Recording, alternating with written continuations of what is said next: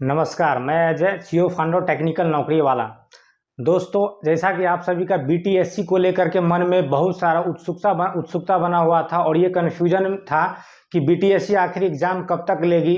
तो इसका फाइनली दोस्तों एग्ज़ाम का जो डेट है, तिथि निर्धारित कर दिया गया है, जो कि 1 जनवरी से लेकर 9 जनवरी तक होने वाला है।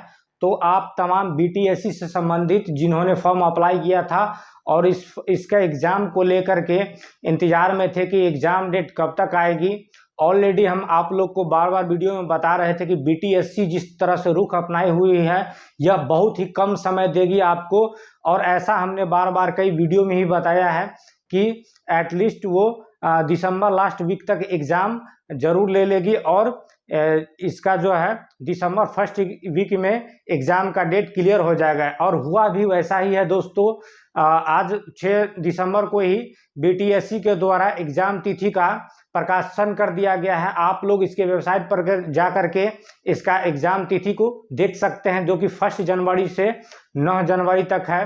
तो आज हम लोग इस वीडियो में समझेंगे कि बीटीएससी के द्वारा जो परीक्षा तिथि निर्धारित किया गया है किन किन तिथि को होगा और इसका जो सेंटर होंगे कहाँ कहाँ पढ़ने वाले हैं, और साथ ही हम लोग यह समझेंगे कि इतने समय में हम अपनी तैयारी को कैसे बेहतर कर पाएँ, एवं साथ ही आपको कुछ टिप्स और कुछ वेबसाइट हम प्रेफर करेंगे जहां से अगर आप तैयारी करते हैं तो कम समय में आप अपने आप को बेहतर कर सकते हैं। तो इन तमाम सारी बातों को लेकर के जानकारी के लिए आप वीडियो को लास्ट तक जुड़े रहे हैं। तो चलते हैं हम लोग बीटीएससी के जो नया वेबसाइट है उस पर चलते हैं। उस वेबसाइट पर जो नोटिफिकेशन जारी किया गया है आप यहाँ देख पाएंगे। जैसे आप बीटीएससी के ऑफिशियल वेबसाइट पर जाएंगे बिहार तकनीकी सेवा आयोग के द्वारा, तो यहाँ पे न्यू नोटिफिकेशन एक पब्लिश हो चुका है, जो कि अभी अभी तुरंत हुआ है। और यहाँ जिसका सब्जेक्ट है important notice regarding advertisement number 38/2023 से 52/2023 trade instructor for various post degree diploma. तो दोस्तों आप सभी जान चुके हैं कि बीटीएससी के द्वारा जो डिग्री एवं डिप्लोमा कैटेगरी वालों के लिए जो अलग से वैकेंसियां प्रकाशित की गई थी, जिस पर ऑनलाइन अप्लाई लिया गया था, जिसका 38 कैटेगरी नंबर से 38 टू 52 कैटेगरी नंबर जो है पोस्ट का, ये विभिन्न ब्रांचों का अलग अलग है इत्यादि बात हम सभी ऑलरेडी जान चुके हैं और जानते हैं कि किस स्टूडेंट का किस कैटेगरी में अप्लाई करना था, और आपने किया भी होगा। जो 52 है ये WCS एवं इंजीनियरिंग ड्राइंग से संबंधित था। इस तरह से सभी लोग अपने अपने कैटेगरी में अप्लाई कर चुके हैं। तो हम लोग समझेंगे कि इसका जो पीडीएफ जारी किया गया है इसके अंदर इसकी सब्जेक्ट क्या कर रहा है। तो जैसे आप इसको क्लिक करेंगे, जैसे ही इस लिंक को आप ओपन करेंगे, यहाँ से आपको एक पीडीएफ व्यू होगा। इस पीडीएफ को जब आप साफ देखेंगे तो यहाँ देख सकते हैं आज के डेट में 6 दिसंबर के डेट में बीटीएससी के द्वारा नोटिफिकेशन जारी किया गया है, जिसमें लिखा हुआ है कि विज्ञापन संख्या 38/2023 से 52/2023 व्यवसाय अनुदेशक के विभिन्न पदों के लिए बताया जा रहा है कि श्रम संसाधन विभाग बिहार सरकार पटना अंतर्गत निदेशालय नियोजन एवं प्रशिक्षण पक्ष बिहार पटना के अधीनस्थ विभिन्न औद्योगिक प्रशिक्षण संस्थानों में व्यवसाय अनुदेशक के रिक्त पदों पर डिग्री एवं डिप्लोमा योग्यताधारी अभ्यर्थियों की नियुक्ति हेतु प्रकाशित विज्ञापन संख्या 38/23 से 52/23 व्यवसाय अनुदेशक के विभिन्न पदों पर की परीक्षा दिनांक 1 जनवरी 2024, 2 जनवरी 2024, 3 जनवरी 2024, 4 जनवरी 2024 एवं 8 जनवरी 2024 और लास्ट 9 जनवरी 2024 को बिहार राज्य के विभिन्न जिलों में 3 पालियों में परीक्षा संभावित है। दोस्तों यहाँ पर स्पष्ट हो चुका है कि 1 जनवरी से 9 जनवरी तक इसका जो है एग्ज़ाम डेट पब्लिश किया जा चुका है बीटीएससी के थ्रू, जिसमें आप फर्स्ट एग्ज़ाम आपको 1 जनवरी का होगा, फिर है 2 जनवरी, 3 जनवरी, 4 जनवरी, 4 के बाद यहाँ पर लगभग 3 दिन का गैप है दोस्तों। 5, 6 एवं 7 को एग्ज़ाम नहीं होंगे। फिर अपना जो एग्ज़ाम हो रहा है 8 जनवरी को हो रहा है, और लास्ट जो है 9 जनवरी को बिहार राज्य के विभिन्न जिलों में 3 पालियों में संभावित है। क्या होगा? 3 पालियों में अपना जो है बिहार के विभिन्न डिस्ट्रिक्ट में इसका एग्जाम संपन्न किया जाएगा। तो दोस्तों यहाँ पे आप समझ सकते हैं, थोड़ा सा कॉमन सेंस अगर आप लगाएंगे तो आप यहाँ पे थोड़ा सा इस बात को समझिए कि अपना जो परीक्षा लिया जा रहा है कितना डेट में लिया जा रहा है, 1 2 3 4 5 6 डेट में लिया जा रहा है। कहने का मतलब ये है कि 6 डेट में जो एग्जाम लिया जा रहा है और प्रत्येक दिन 3-3 पालियों में लिया जा रहा है। इस तरह से देखा जाए तो टोटल 18 पालियों के लिए एग्जाम होंगे विभिन्न डिस्ट्रिक्ट में। एटलीस्ट कम से कम पटना, मुजफ्फरपुर, भागलपुर, ये जो 3 डिस्ट्रिक्ट है यहाँ तो कम से कम सेंटर रहते ही हैं। इसके अलावा अगर कैंडिडेट की संख्या में इजाफा होता है, अधिक कैंडिडेट होते हैं तो विभिन्न जिलों में भी सेंटर बनाया जाता है। इस तरह से थोड़ा सा अगर आप सोचेंगे, गौर करेंगे कि 6 डेट में एग्जाम लिया जा रहा है और 3-3 पालियों में लिया जा रहा है, इस बात से आप स्पष्ट समझ सकते हैं कि एग्जाम में जो फॉर्म डाला गया है यह पर्याप्त मात्रा में डाला गया है। मतलब इसमें बहुत सारे कैंडिडेट अप्लाई किए हुए हैं, तभी इन सभी को एग्जाम को लेकर के 6 डेट में विभिन्न ब्रांचों को अलग अलग बांट करके 3-3 पालियों में लिया जा रहा है। तो ये जो कंपटीशन है इतना आसान नहीं होने वाला है।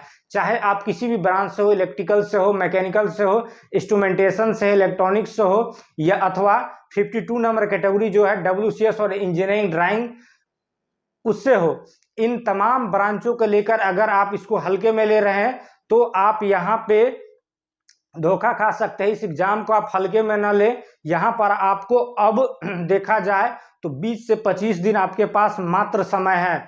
यहाँ पे आपको 15 दिसंबर के बाद 20 दिसंबर के आसपास 100% एडमिट कार्ड जारी कर दिया जाएगा, जहां से आपको पता चल जाएगा कि आपका जो सेंटर होने वाला है बिहार राज्य किस जिले में होने वाले हैं। और एक बात मैं दोस्तों आप लोग को बता दूं कि ये जो फॉर्म डाले गए होंगे, जिस तरह से 3-3 पालियों में लिया जा रहा है 6 डेट में, तो कैंडिडेट की संख्या इतना सारा जो हुआ है, इसमें जहां तक मेरा मानना है 60 और 40 का अनुपात आप मान सकते हैं। 60 और 40 कहने का मतलब 60 और 40 कहने का ये मतलब है कि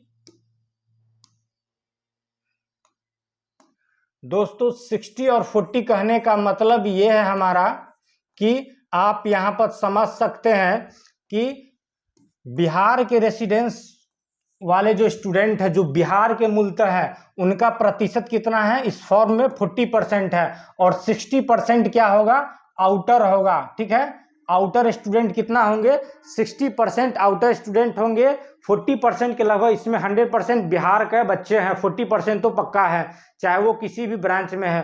तो यहाँ पर अब देखने वाली बात यह है कि BTSC के द्वारा जो अभी तक एक तरह से देखा जाए तो नोटिफिकेशन में स्पष्ट नहीं किया गया है कि आउट ऑफ बिहार के जो कैंडिडेट है उनको कितने सीटों पर के लिए भर्ती किया जाएगा।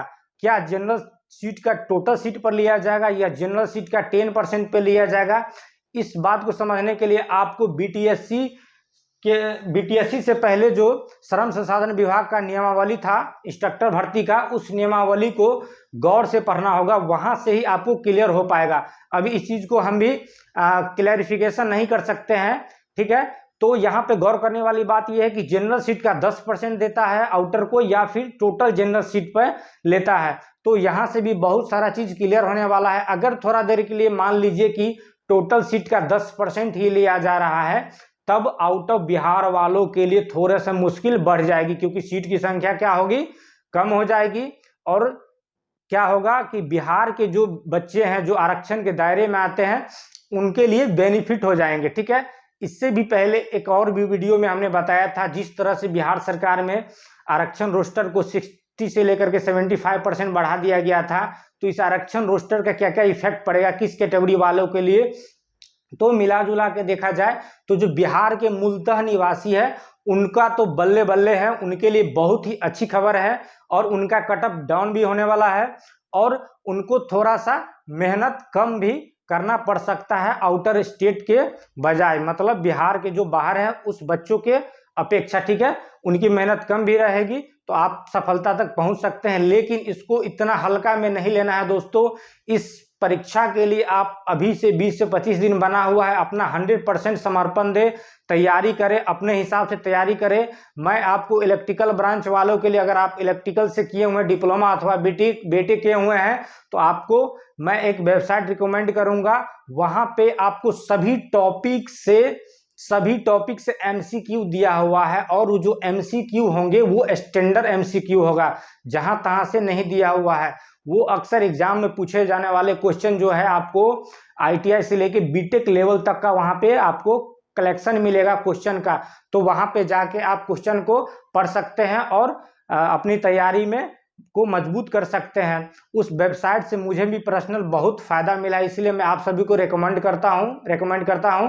इसी प्रकार से अलग अलग कई वेबसाइट है जो कि अलग अलग ब्रांच वालों के लिए है, ठीक है, मैकेनिकल हो या इलेक्ट्रॉनिक्स हो इत्यादि। तो आप लोग इंटरनेट पर अभी तक तो ढूंढ ही लिए होंगे कि आपके लिए बेस्ट ऑप्शन कौन सा है, बेस्ट वेबसाइट कौन सा है।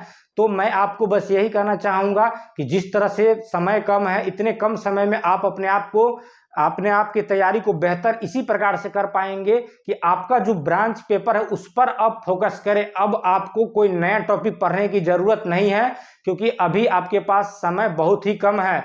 और एक बात मैं आपको दोस्तों बता दूं कि जिस तरह से वैकेंसी आया था और इसका सिलेबस जो जारी किया गया था, 130 पेज, 140 पेज, 150 पेजों में जारी किया गया था, जो कि सिलेबस को बिल्कुल ही खिचड़ी बना दिया गया था।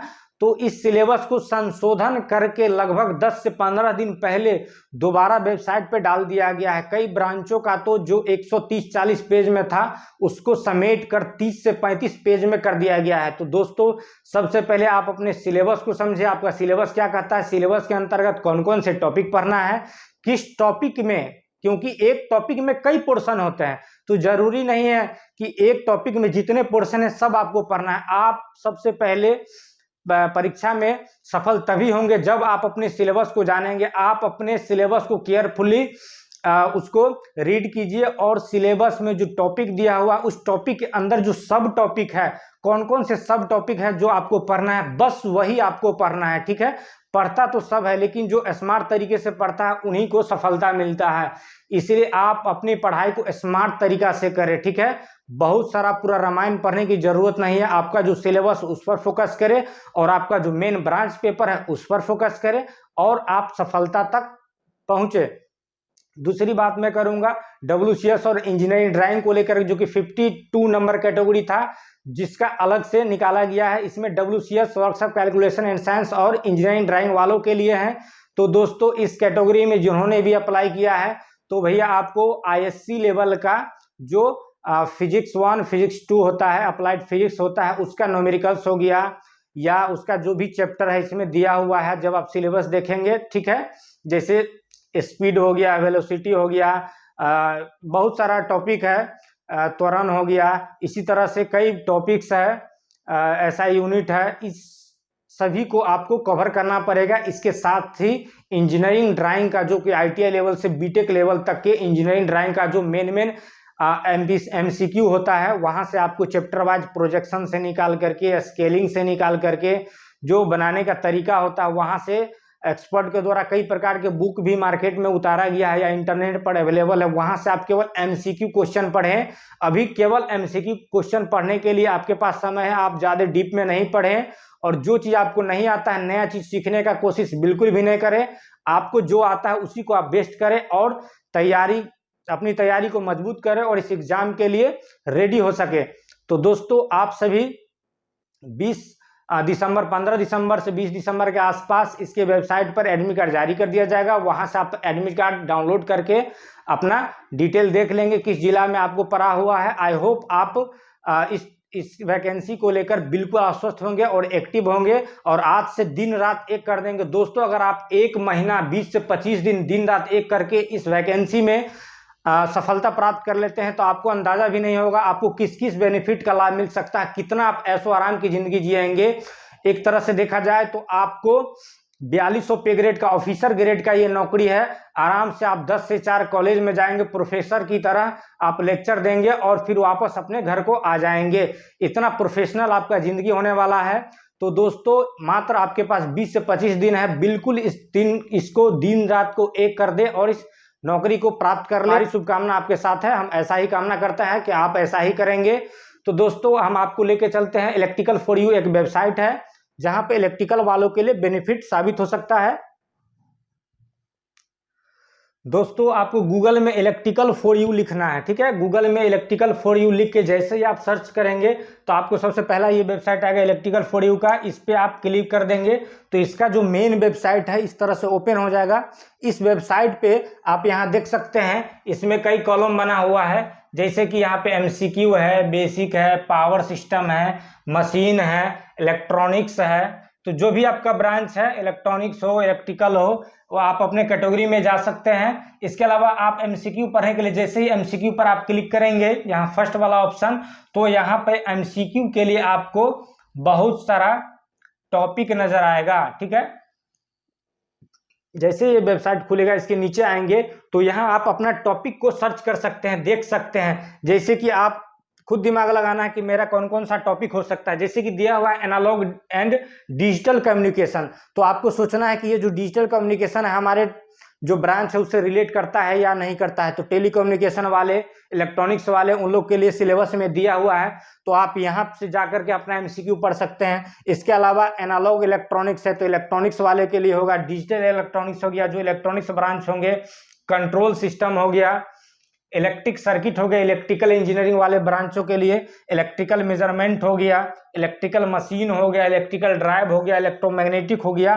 मुख्य रूप से इस वेबसाइट पर आपको इलेक्ट्रिकल एंड इलेक्ट्रॉनिक्स इंजीनियरिंग वालों के लिए मिल जाएगा। और यहाँ पे प्रत्येक टॉपिक में मोर देन 500 MCQ, जो कि VVVVI MCQ वहाँ यहाँ का कलेक्शन है। यहाँ जाके आप पढ़ सकते हैं और अपनी तैयारी को बेहतर कर सकते हैं, अपने आप को मजबूत कर सकते हैं। दोस्तों कम से कम एक टॉपिक खोल के आप जरूर देख लें। यहाँ पर जो क्वेश्चन का कलेक्शन होगा, जब आप उसको पढ़ेंगे तो ऑटोमेटिक आपको समझ में आएगा कि ये जो वेबसाइट है अपने आप में कुछ है, ठीक है। जैसे कि फॉर एग्जाम्पल के लिए हमने पावर सिस्टम का यहाँ पे क्लिक किया, ठीक है। तो पावर सिस्टम से रिलेटेड यहाँ पे क्या होगा, आपको MCQ खुलने लगेंगे। जैसे कि यहाँ पे आप देख सकते हैं क्वेश्चन नंबर पहला खुल चुका है। तो यहाँ पे आप क्वेश्चन को आप पढ़ेंगे कि क्वेश्चन नंबर पहला कह रहा है length of the cable is double its capacitance C will be. कह रहा है कि केबल की लंबाई अगर बढ़ा दिया जाए तो इसके कैपेसिटेंस पर क्या इफेक्ट पड़ेगा। तो दोस्तों यहाँ पे 4 ऑप्शन है आपके पास, 1/4, 1/2, डबल और अनचेंज। तो आपको जो भी आंसर लगता है आप उसको क्लिक करेंगे। तो थोड़ा देर के लिए मान लीजिए कि हमको लग रहा है कि इसका आंसर जो है डबल होना चाहिए, क्योंकि केबल का जो लंबाई होता है इसके कैपेसिटेंस का क्या होता है, डायरेक्टली प्रोपोर्शनल होता है। तो हमने डबल वाले में क्लिक किया, ठीक है। तो दोस्तों यहाँ आप देख सकते हैं कि अगर आपका ऑप्शन सही हो जाएगा तो ये ग्रीन हो जाएगा, और अगर आप रॉन्ग ऑप्शन को क्लिक करते हैं तो वो ऑप्शन क्या हो जाएगा, रेड हो जाएगा। इस तरह से आप समझ सकते हैं कि हमारा क्वेश्चन सही हो रहा है अथवा गलती हो रहा है। इसके अलावा दोस्तों इस वेबसाइट पे हिंट भी दिया रहता है, प्रत्येक क्वेश्चन में उसका सॉल्यूशन या उससे संबंधित जो है स्टैटिक हिंट भी रहता है। जैसे कि यहाँ पढ़ सकते हैं, इस क्वेश्चन का हिंट लिखा हुआ है ना, the length of the cable and capacitance of the cable are directly proportional to each other. मतलब केबल की लंबाई इसके कैपेसिटेंस के समानुपाती होती है, इसीलिए केबल की लंबाई अगर डबल हो गया तो कैपेसिटेंस भी डबल हो जाएगा। इस तरह से आप इस वेबसाइट के थ्रू बिल्कुल ही समझ सकते हैं, आसानी से समझ भी पाएंगे। तो दोस्तों अगर आप इलेक्ट्रिकल से हैं तो जरूर इस वेबसाइट का अनुसरण करें, मेरे हिसाब से मैं आपको रिकमेंड कर रहा हूँ। और बाकी आपके पास जो भी बुक्स होंगे अथवा नोट्स होंगे आप उसको पढ़ें और बेहतर करें। आई होप आप इस परीक्षा में सफलता प्राप्त करेंगे और अपनी लाइफ में एक नया मोड़ दे करके जीवन में आगे बढ़ेंगे। दोस्तों इस वैकेंसी से संबंधित आपके मन में अभी भी किसी भी प्रकार का कन्फ्यूजन है तो आप सीधे हमारे डिस्क्रिप्शन बॉक्स में जाकर लिख सकते हैं, कमेंट कर सकते हैं, आप हमसे पूछ सकते हैं। किसी भी तरह का आपको जानकारी में कन्फ्यूजन हो रहा हो या इसका एग्जाम से संबंधित किसी तरह का समस्या आपके साथ उत्पन्न हो रहा है तो आप किसी भी प्रकार से अगर अपने आप को कन्फ्यूजन में समझ रहे हैं तो आप हमारे कमेंट बॉक्स में आके कमेंट कर सकते हैं, हमसे जानकारी प्राप्त कर सकते हैं। आई होप आप इससे संबंधित किसी भी तरह का आपके मन में अब कन्फ्यूजन नहीं होगी। तो अब आपके पास समय बहुत ही कम है, आप लग जाएं इसके तैयारी में। मैं तो बस यही कहूँगा और अपने आप को सक्सेस इस परीक्षा के लिए मैं आपको शुभकामना देता हूँ, बेस्ट ऑफ लक कहता हूँ। तो मिलते हैं फिर नए वीडियो में नई जानकारी के साथ, तब तक के लिए गुड बाय, जय हिंद।